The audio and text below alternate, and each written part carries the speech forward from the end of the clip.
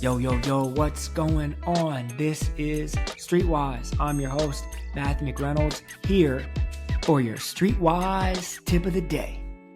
All right, so this is a shout out to you, whoever you are, the person that needs to hear this today. When somebody says that they don't have time, I would love to do that, but I don't have time. This is the filter that needs to be automatically turned on in your mind. And this is for when people tell this to you, but also, and more so, it is an internal filter. When you find yourself saying this, I don't have enough time. Remember, we always have time for the things that we prioritize the most. If something is a top priority to me, I have time for it. How do we find time to cram for that final exam? Because now, finally, it is our only and number one priority.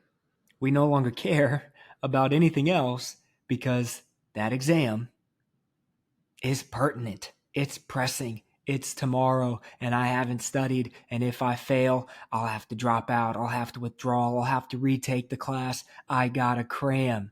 Where was that time the last month, 2 months, where you knew the exam was coming? Where was it? You had it, you just didn't prioritize for it. It's always frustrating for myself, but also for the people that are around me that I hear actually say this, and they believe that they don't have time. It's just not true. We do have time for our fitness. We do have time for our health. We do have time for our kids. We're just not prioritizing that specific thing within our day. If we wanted to do it, if we cared about it more than anything else, we would find time to do it. That's first, for whoever you are.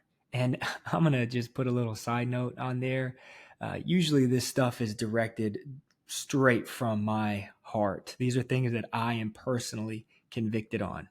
Anything I bring up on here is something that I'm either currently learning or just learned or was just convicted with the fact that, man, I'm really bad at this right now. So take that for what it's worth as well. Second, man, be careful who you allow to control your narrative or to speak into your narrative.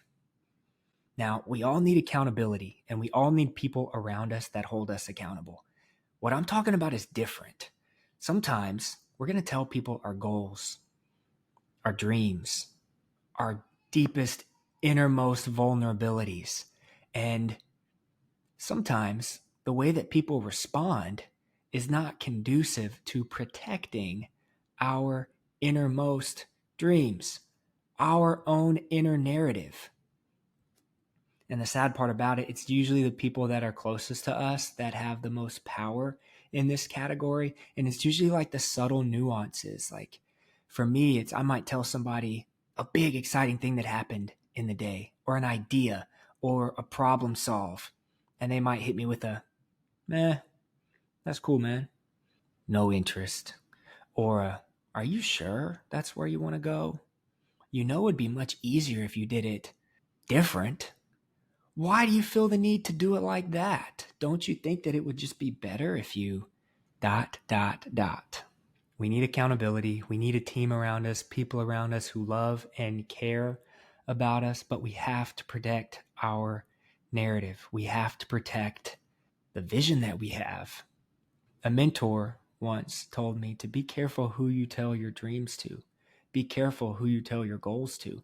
The act of telling a goal releases that dopamine in my mind, and it settles me a little bit because just by putting it out there, there's almost a release, like, it's out there.